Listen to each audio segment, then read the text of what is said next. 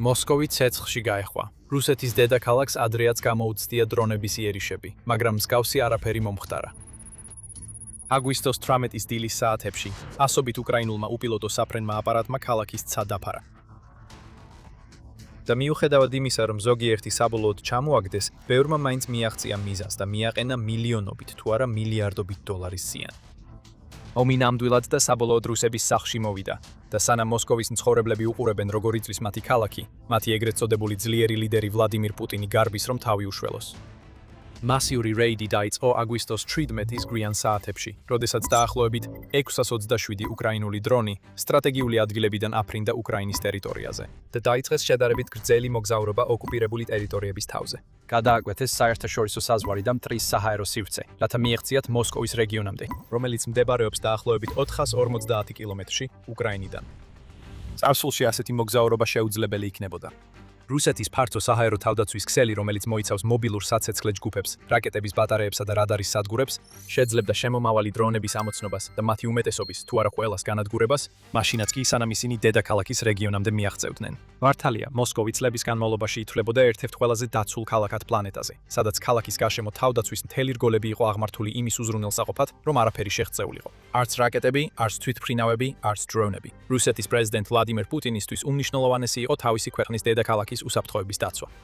ეს ეხმარებოდა მას შეენარჩუნებინა ძლიერი და უნარიანი ლიდერის რეპუტაცია. და ასევე უზრუნველყოფდა, რომ მილიონობით ადამიანს, ვინც მოსკოვს საკუთარ სახლად მიიჩნევდა, მათ შორის ქვეყნის მრავალი ყველაზე მდიდარი მცხოვრები, თავისუფლად აგრძელებდნენ ცხოვრებას, სარგებლობდნენ ქალაქის მდიდარი მემკვიდრეობით და მსოფლიო მასშტაბით ცნობილ კულტურულ ღირსშესანიშნაობებით, ომის საშინელებებით შეუხებლად.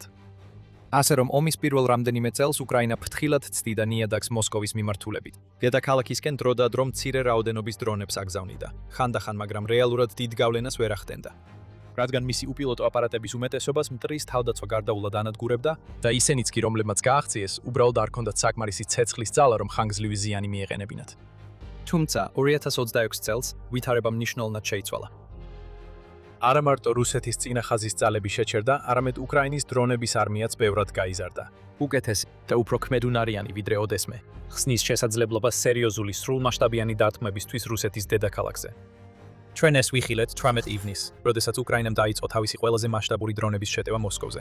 რამდენიმე ასეული დრონი იმ ღამით შევიდა დედაქალაქის რეგიონის საჰაერო სივრცეში, ხოლო რუსმა ოფიციალურმა პირებმა განაცხადეს, რომ თითქმის 200 მათგანი ჩამოაგდეს. თუმცა ზოგმა მიზანს მიაღწია, მათ შორის იყო მასიური მოსკოვის ნავთობგადამამუშავებელი ქელი ქარხანა, რომელიც კრემლიდან მხოლოდ 15 კილომეტრში მდებარეობს და ამის შედეგად ქალაქის დიდი ნაწილი ფაქტობრივად დაიხურა. მაგალითად, მოსკოვის ყველა მთავარ აეროპორტში ფრენები გაუქმდა და მაშინ როცა ზოგიერთი მცხოვრები შიშით უყურებდა როგორ ავსებდა ცეცხლი და კვამლი ჰაერს, სხვებმა კი გადაწყვიტეს მთლიანად დაეტოვებინათ ეს ტერიტორია. თავშესაფარს ეძებდნენ სოფლის რეგიონებში, შიშით რომ მომდევნო კვირებსა და თვეებში დადამატებითი თავდასხმები გარდაუვალი იქნებოდა. ისინი მართალი აღმოჩნდნენ. 18 ივნისის დარტყმა მხოლოდ დასაწყისი იყო უკრაინის მასშტაბური შეტევისა რუსეთის დედაქალაქზე, ხოლო 17 აგვისტოს დარტყმამ საწყისი თავდასხმა ბავშვურ თამაშად აქცია. რამდენიმე ასეული კილომეტრის მანძილზე 600-ზე მეტი უკრაინული დრონების როი მარტივად ასწდა რუსულ რადარებსა და საჰაერო თავდაცვას, რადგან დაბალ სიმაღლეზე დაფრინავდნენ და მტრის სარაკეტო სისტემების გარშემო წინასწარ გათვლილი მარშრუტებით გადაადგილდებოდნენ. გაფრენიდან რამდენიმე საათში ისინი უკვე დედაქალაქის რეგიონს უახლოვდებოდნენ, როცა მოსკოვის საჰაერო თავდაცვა საბოლოოდ ამოქმედდა. ძალიან სავარაუდოა, რომ შეტევის წინა ხაზზე სატუარა ან ყალბი დრონები იყვნენ. ეს უკრაინის უპილოტო სისტემების ძალების მიერ ხშირად გამოყენებული ტაქტიკაა, რომელიც მათ საშუალებას აძლევს გადატვირთონ რუსეთის საჰაერო თავდაცვა და აიძულონ ისინი ფუჭად დახარჯონ რაკეტები და სხვა საბრძოლო მასალა მანამ, სანამ ნამდვილი დარტყმის დრონები არ დაიწყებენ ტერიტორიაზე შესვლას. შემდეგ კიევის დროით დაახლოებით 2:30-ზე მოსკოვის მერმა სერგეი სობიანინმა დაიწყო მოხსენება, რომ დრონები მოსკოვისკენ მიფრინავდნენ, მაგრამ ისინი ჩამოაგდეს. სობიანინს დამტკიცებული აქვს სიმართლის დამახინჯების გამოცდილება საკუთარი ნარატივის სასარგებლოდ და ხშირად ისე ატალიბებს განცხადებებს, რომ თითქოს რუსეთი ყოველთვის აკონტროლებს ყველა სიტუაციას. ის იშვიათად აღიარებს უკრაინის წარმატებულ დარტყმებს და ხშირად ამცირებს იმ ზიანის მასშტაბს, რაც კიევის ძალებმა მიაყენეს, ხოლო ამავე დროს აჭარბებს დედაქალაქის თავდაცვის ეფექტურობას. შესაძლოა ეს კიდევ ერთი მაგალითი იყო ამის. ან იქნების მართლა ფიქრობდა, რომ თავდასხმას უმკლავდებოდნენ და მოსკოვის დამცავი რგოლები საკმარისი იქნებოდა სერიოზული ზიანის ან დანაკარგების თავიდან ასაცილებლად. თუ ასეა, ის ძალიან ცდებოდა. რადგან ეს წინა თავდასხმებს არ გავდა და სობიანინი ამას რთული გზით უნდა გაეგო. ამის განმავლობაში უკრაინული დრონები უბრალოდ განაგრძობდნენ მოსვლას და ყოველ საათთან ერთად მერს ისევ და ისევ უწევდა სოციალურ ქსელებში დაბრუნება, რომ განახლებები გამოეცხადებინა და საზოგადოებისთვის ეცნობებინა რა ხდებოდა. დილის 3 საათსა და 30 წუთზე. მაგალითად, მან განაცხადა, რომ მოსკოვისკენ მიმავალ კიდევ 40 დრონს ესროლეს და ჩამოაგდეს. დილის 4 საათზე მან კიდევ 23 ჩამოგდებული დრონის შესახებ გაავრცელა ინფორმაცია. ამ დროისთვის ქალაქის 4-ვე მთავარი აეროპორტი, შერემეტიევო, დომოდედოვო, ჟუკოვსკი და ვნუკოვო, რუსეთის ფედერალურმა საჰაერო ტრანსპორტის სააგენტომ დახურა. რუსულმა საინფორმაციო სააგენტო TASS-მა ასევე გაავრცელა ინფორმაცია, რომ უსაფრთხოების შეზღუდვების გამო მოსკოვის რეგიონში მინიმუმ 8 რეისმა ვერ შეძლო დაშვება. მოსახლეობას საწოლებიდან გამოაფხიზლა საჰაერო განგაშის სირენების ხმა. ტელეფონის შეტყობინებებმა და მათ ზემოთ ჰაერში უკრაინული უპილოტო აპარატების უკვე კარგად ნაცნობმა ზუზუნმა. ბევრი ფანჯრებთან მიიჭრა, ხელში ტელეფონები აიღო, რათა გადაეღოთ სცენა, როცა საჰაერო თავდაცვა ცაში ისროდა და დრონების ნამსხვრევები ზემოდან ცვიოდა. სხვადასხვა ვიდეოში ჩანს, როგორ ჩაიძირა ქალაქის ქუჩები პანიკასა და ქაოსში, როცა მოსკოვმა მხოლოდ მცირე ნაწილი იგრძნო იმ საშინელებისა, რაც 2022 წლიდან კიევსა და სხვა უკრაინულ ქალაქებსა და სოფლებში დადრეალდა. და როცა მეორე დილით მზე ამოდიოდა, სობიანინი იძულებული გახდა ეცნობებინა, რომ ეს იყო ერთ-ერთი ყველაზე მასშტაბური დრონების შეტევა, რაც კი ოდესმე გადაუტანია დედაქალაქს. თუშინ საღამოსა და დღეს დილის 5 საათს შორის 620 უპილოტო საფრენი აპარატი მიემართებოდა მოსკოვისკენ ან აფეთქდა. მათ შორის 180 დრონი მოსკოვის ოლქში გაანადგურეს. საგანგებო სამსახურები მუშაობენ იმ ადგილებზე, სადაც ნამსხვრევები ჩამოვარდა. ზოგიერთი ასეთი ადგილი იყო საცხოვრებელი შენობები და სავაჭრო პავილიონი კოლომნაში, ასევე სამოქალაქო რეესტრის ოფისის შენობა და საცალო მაღაზია. ადგილობრივ ელექტროგადამცემი ქსელსაც სერიოზული ზიანი მიადგა. ენერგოკომპანიის ინფორმაციით, საღამოს განმავლობაში მრავალი ტრანსფორმატორის ქვესადგური გამოვიდა მწყობრიდან, რის გამოც მოსკოვის 2 ურბანულ რაიონში ბევრი მომხმარებელი ელექტროენერგიის გარეშე დარჩა. უკრაინას ეს ადგილები მიზანში არ ამოუღია. განსხვავებით რუსეთისგან, ის არ იყენებს თავის დრონებს ადამიანების სახლების, საავადმყოფოების ან მსგავსი ობიექტების დასაბომბად. ამის ნაცვლად ეს ობიექტები დაზიანდა მაშინ, როდესაც რუსეთის თავდაცვამ დრონები ჰაერში ჩამოაგდო. რადგან როგორც კი დრონი გაუვნებელყოფილია, უკრაინელ ოპერატორს აღარ შეუძლია ხელი შეუშალოს მის ციდან ჩამოვარდნას და იმ ობიექტთან შეჯახებას, რომელიც იმ მომენტში გზაზე აღმოჩნდება. ამან არ შეაჩერა სობიანინისისა და მოსკოვის რეგიონის გუბერნატორის ანდრეი ვორობიოვის მსგავსი პირები, რომ ეს თავდასხმა ქალაქის მშვიდობიან მოსახლეობაზე ბოროტ და დაუნდობელ დართვმას წარმოეჩინათ. რეალურად, უკრაინის დრონებს 17 აგვისტოს ღამეს ძალიან კონკრეტული სამიზნე ჰყავდათ არჩეული. და მიუხედავად იმისა, რომ დრონების ნაწილის შეჩერება გზაში მოხერხდა, ზოგმა დრონმა მაინც შეძლო დანიშნულების ადგილამდე მიღწევა. Wildberries-ის საწყობი, რომელიც მდებარეობს ატლანტ პარკის მახლობლად, ბოგოროდსკის რაიონში, რომელიც მდებარეობს დედაქალაქის რეგიონის აღმოსავლეთ კიდეზე. ეს იყო მხოლოდ ბოლო დარტყმა Wildberries-ის წინააღმდეგ, რომელსაც რუსულ Amazon-ს უწოდებენ, და რომელმაც დამანგრეველი შედეგები მოუტანა კომპანიას, ასევე გავლენა იქონია რუსეთის სამხედრო ძალასა და ეკონომიკაზე. სანამ დეტალებში ჩაუხმავდებით, თუ ასეთი ანალიზი გსურთ უფრო ხშირად, აუცილებლად გამოიწერეთ სამხედრო შოუ. ჩვენ ყოველ კვირას ასე ვაშლით ყველაფერს დეტალურად. საკონტექსტოდ, Wildberries-ი ყველაზე დიდი ონლაინ საცალო ვაჭრობის კომპანიაა რუსეთში. ონლაინ გაყიდვების ნახევარზე მეტი სწორედ ამ პლატფორმაზე ხდება. მილიონობით რუსი კი Wildberries ყოველდღიური საჭიროებების, ელექტრონული საქონლის, სწრაფი მოდისა და სხვა მრავალი ნივთის შესაძენად იყენებს. კომპანია დაარსდა 2004 წელს და ყოველწლიურად მილიარდობით დოლარის შემოსავალს იღებს. ერთი შეხედვით ეს კომპანია უკრაინის სამხედრო ძალებისთვის აშკარა მტერი არ ჩანს. მაგრამ თუ ცოტა უფრო ღრმად ჩავიხედავთ, ადვილი გასაგებია, რატო გახდა Wildberries-ი კიევის ერთ-ერთ მთავარ სამიზნედ. რადგან ეს პლატფორმა ისეთი უდანაშაულო არ არის, როგორც ერთი შეხედვით ჩანს.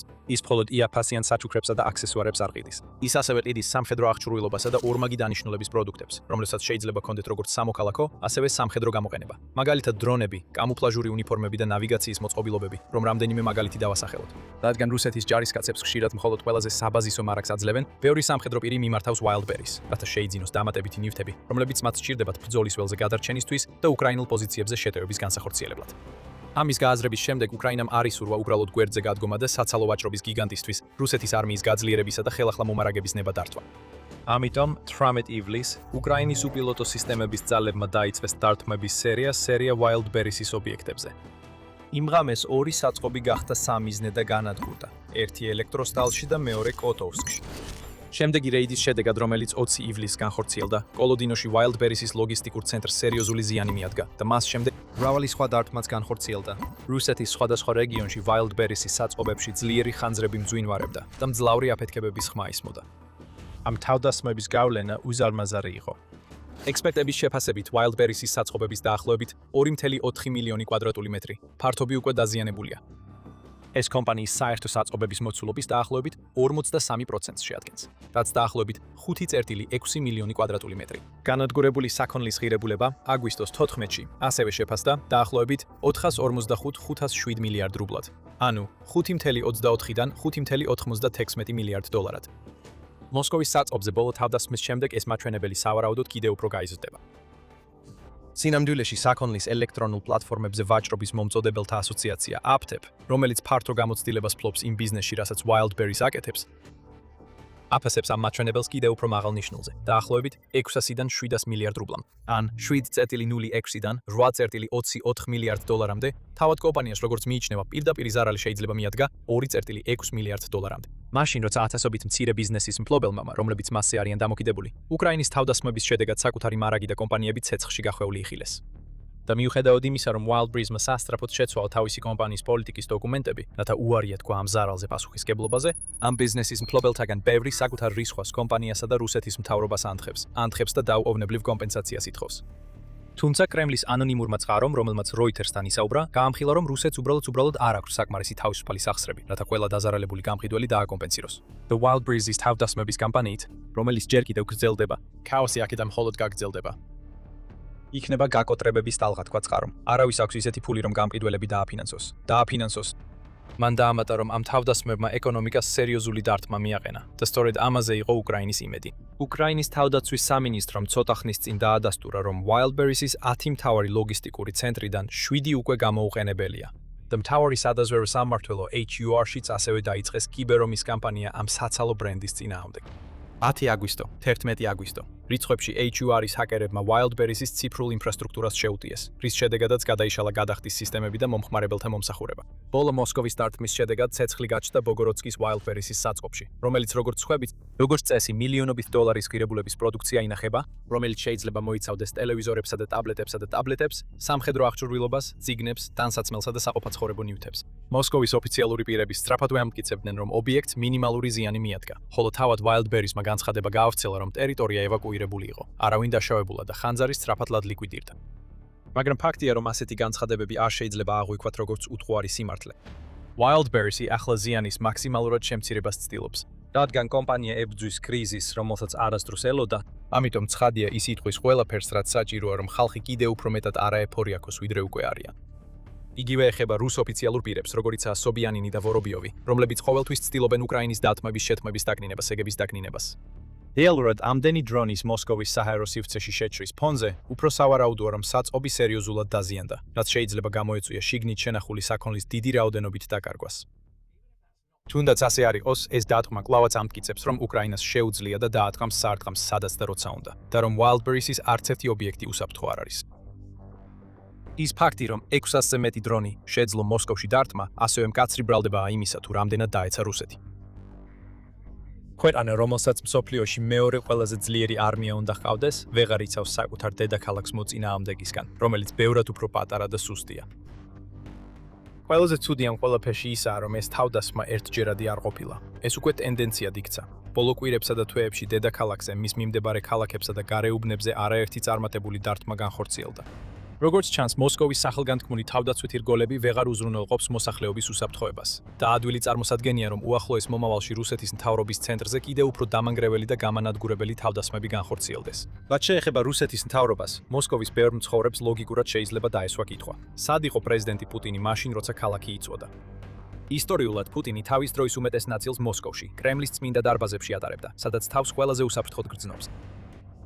თუმცა ბოლო დროს ეს შეიცვალა, რადგან პუტინის მტკიცე ძლიერი ლიდერის იმიჯი პანიკისა და პარანოის წნეხის ქვეშ ბზარებს აჩენს და იშლება. მიუხედავად იმისა, რომ 10 წლეულების განმავლობაში თავს მსოფლიოს წინაშე წარმოაჩენდა როგორც უშიშარი, გამბედავი და გამოცდილი ლიდერი, ბოლო დროს პუტინი ბევრად უფრო შეშინებულ ფიგურად ჩანს. ის სულ უფრო მეტად შიშობს, რომ ფარული უკრაინელი აგენტები შეიძლება მის სიცოცხლეზე თავდასხმას შეეცადონ, ან რომ ტრის დრონები საბოლოოდ თავად კრემლს დაარტყამენ. შედეგად პუტინი სულ უფრო მეტ დროს ატარებს მოსკოვიდან და უკრაინიდან უფრო და უფრო შორს. როგორც Riddle Russia იუწყება, მაგალითად ივლისში 21 რუსეთის პრეზიდენტი ომსკისა და ირკუტსკის რეგიონებში შენიშნეს. აგვისტოს დასაწყისში ის კრასნოიარსკის მხარეში მოგზაურობდა. იქიდან ის გადავიდა ისეთ ადგილებში, როგორიცაა ბარატია, Novosibirskis რეგიონი და სახალინის რეგიონი, მათ შორის კურილის კუნძულები. უკიდურესად შორეული და იშვიათად დასახლებული არქიპელაგი რუსეთის შორეულ აღმოსავლეთში. დაახლოებით იმდენად შორს უკრაინიდან, რამდენადაც პუტინი ტექნიკურად შეძლებს, რომ საკუთარი ქვეყნის საზღვრებს არ გასცდეს. ეს ნორმალური არ არის. ომის დაწყებამდე ძალიან იშვიათი იყო პუტინის ასე შორს აღმოსავლეთში წასვლა. როცა ის მოსკოვში ფუფუნებაში არ ცხოვრობდა, დარჩენილ დროს რუსეთის დასავლეთ ნაწილებში ატარებდა, დიდ ქალაქებს სტუმრობდა, როგორიცაა სანქტ-პეტერბურგი და სიამოვნებას იღებდა თავისი საპრეზიდენტო სასახლის ფუფუნებით ვალდაიში. საინტერესო აღინიშნოს, თუმცა რომ სულ რამდენიმე დღის წინ უკრაინულმა ძალებმა მოახერხეს და გაანადგურეს ერთ-ერთი საჰაერო თავდაცვის სისტემა, S-400, რომელიც პუტინის სასახლის დასაცავად იყო დამონტაჟებული. რაც რუსეთის პრეზიდენტისთვის მკაფიო გზავნილი იყო, რომ მისი სახლი აღარ იყო უსაფრთხო. და უეჭველად კიდევ უფრო გააძლიერა მისი პარანოია. ამიტომაც ის აგრძელებს ექსპედიციას შორეულ აღმოსავლეთში, მაშინაც კი როცა დრონები დედაქალაქზე ცვივა და მომავალში გეგმავს გაჩერებებს ისეთ ადგილებში, როგორიცაა ალტაი და კემეროოს რეგიონი. რა აქვთ საერთო ამ ყველა ადგილს? ისინი უკრაინის დრონების მოქმედების არეალის მიღმა არიან. პუტინი სურს, რომ საზოგადოება მიფიქროს, თითქოს ეს უბრალოდ დამთხოვაა. ის იტყოდა, რომ სინამდვილეში ამდენ დროს აღმოსავლეთ რეგიონებში ატარებს იმიტომ, რომ სჭირდება მხარდაჭერის მოპოვება თავისი მმართველი პარტიისთვის, ერთიანი რუსეთისთვის, სექტემბერში დაგეგმილი სახელმწიფო დუმის არჩევნების წინ. რეალურად ეს უბრალოდ მოსახერხებელი საბაბია. როგორც Riedl რუსეთი აღნიშნავს, რეგიონების არჩევა ალბათ შემთხვევითი არ არის.